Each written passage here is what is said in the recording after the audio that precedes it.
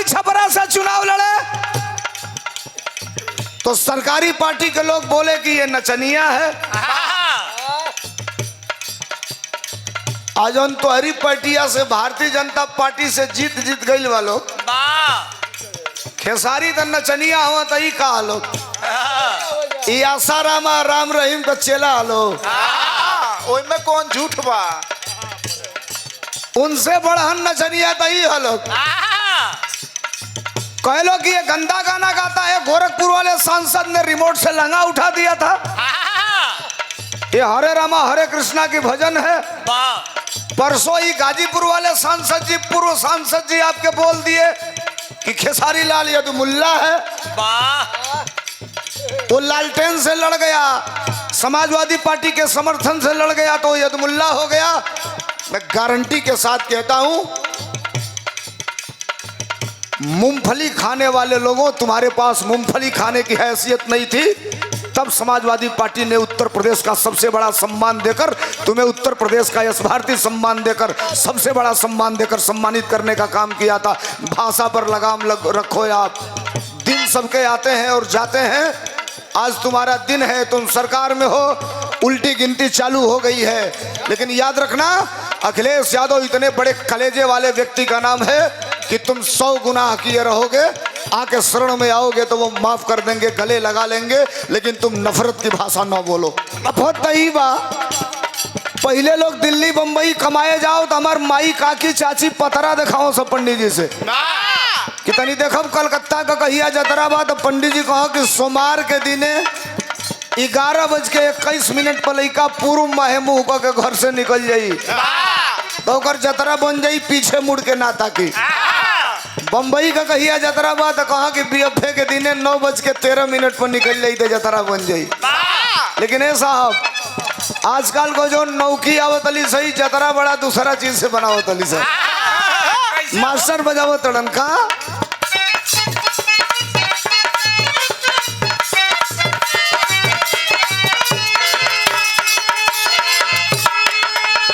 एगो मेहरारू का मरद परदेश जात रहल, मेहरारू अपना मरद से कहले रहल का कहलस,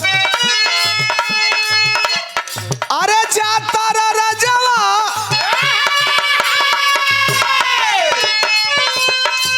अरे चढ़ी के जहजवा फंसी हो ना मोहिनी के जाल में। जाता रजवा चढ़ के जहजवा फंसी हो ना मोहिनी के जाल में।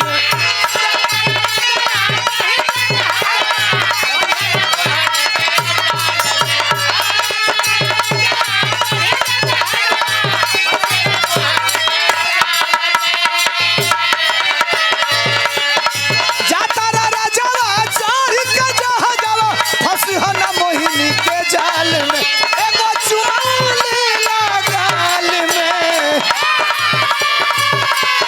हो एगो चुमौली लगाल में संगे दिलवा ले जा रुमाल में।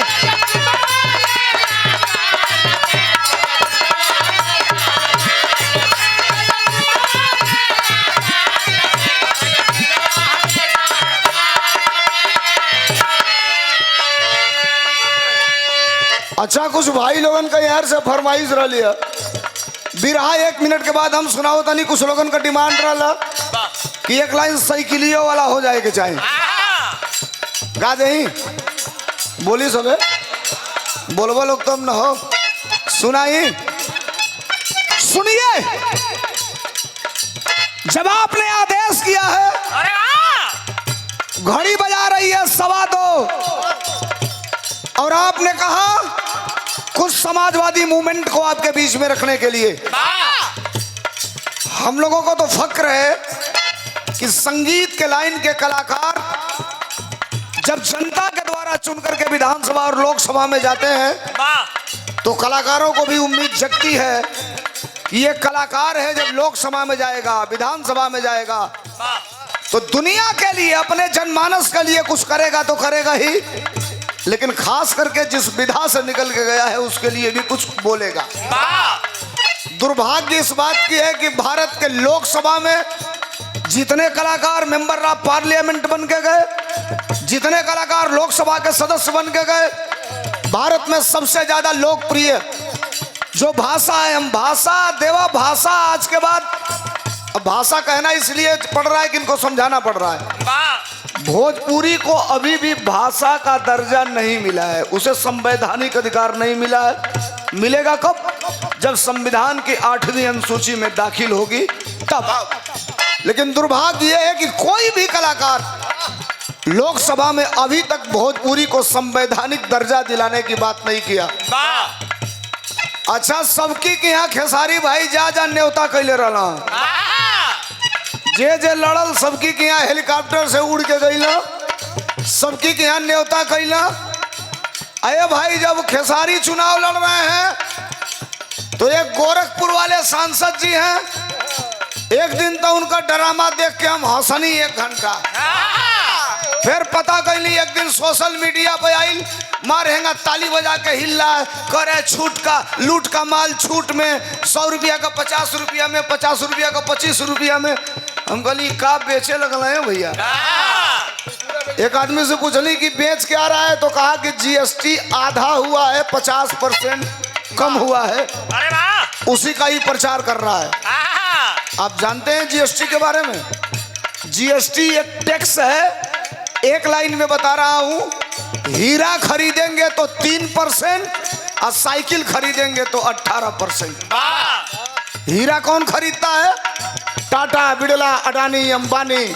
साइकिल कौन खरीदता है? आप और हम। जब खेसारी छपरा से चुनाव लड़े तो सरकारी पार्टी के लोग बोले कि ये नचनिया है। आज उन तो हरी पार्टिया से, भारतीय जनता पार्टी से जीत गई वालों। खेसारी तो नचनिया हुआ तो ही कहा लोग, ये आशा रामा राम रहीम का चेला लो। ओइमे कौन झूठ बा? उनसे बढ़हन नचनिया तो ही लोग। कह लो कि ये गंदा गाना गाता है। गोरखपुर वाले सांसद ने रिमोट से लंगा उठा दिया था। ये हरे रामा हरे कृष्णा की भजन है। परसों ही गाजीपुर वाले सांसद जी, पूर्व सांसद जी आपके बोल दिए कि खेसारी लाल यदुमुल्ला है। वो लालटेन से लड़ गया, समाजवादी पार्टी के समर्थन से लड़ गया तो यदुमुल्ला हो गया। मैं गारंटी के साथ कहता हूं, मूंगफली खाने वाले लोगों, तुम्हारे पास मूंगफली खाने की हैसियत नहीं थी, तब समाजवादी पार्टी ने उत्तर प्रदेश का सबसे बड़ा सम्मान देकर तुम्हें, उत्तर प्रदेश का यश भारती सम्मान देकर, सबसे बड़ा सम्मान देकर सम्मानित करने का काम किया था। भाषा पर लगाम रखो आप। दिन सबके आते हैं और जाते हैं। आज तुम्हारा दिन है, तुम सरकार में हो, उल्टी गिनती चालू हो गई है। लेकिन याद रखना, अखिलेश यादव इतने बड़े कलेजे वाले व्यक्ति का नाम है कि तुम 100 गुनाह किए रहोगे, आके शरण में आओगे तो वो माफ कर देंगे, गले लगा लेंगे, लेकिन तुम नफरत की भाषा ना बोलो। ये लाइन सुनिए भाई लोगन का, आदेश है कि एक लाइन तनी सही के लिया वाला हो जा। ए बिहार में परिवर्तन होके जाता। आज एक दिन में 15 सभा किया है तेजस्वी यादव ने। हेलीकॉप्टर को ट्रैक्टर बना दिया। ट्रैक्टर 15 सभा किया एक दिन में। राष्ट्रीय अध्यक्ष जी की तो केवल 4थी सभा थी। 4 सभा में 5:30 बज गई, 5:45, 10 मिनट बोल के निकल लिए, नहीं तो हेलीकॉप्टर उड़ नहीं पाता। सुना लोग, बिरहा 1 मिनट की बात सुनिए लोग, तो नहीं एक लाइन का मास्टर।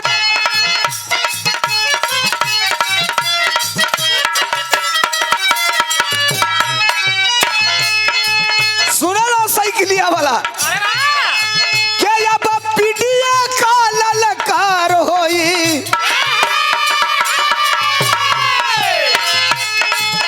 इनकलाब है, इनकलाब हर कोई पैदा भी नहीं करता, और इनकलाब हर जगह से पैदा भी नहीं किया जा सकता।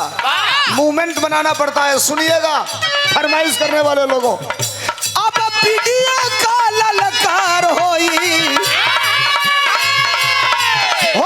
पीडिया का ललकार हो, साइकिलिए का सरकार होई, ललकार होई, साइकिलिए का सरकार होई।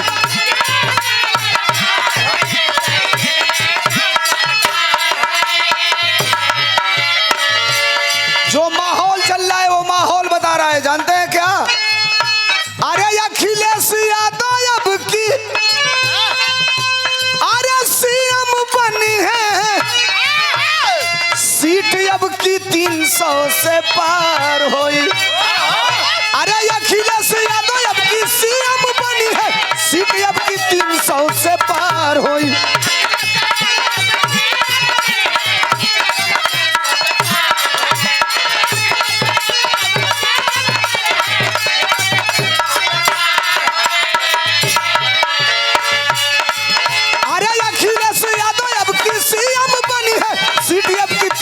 से पार होई।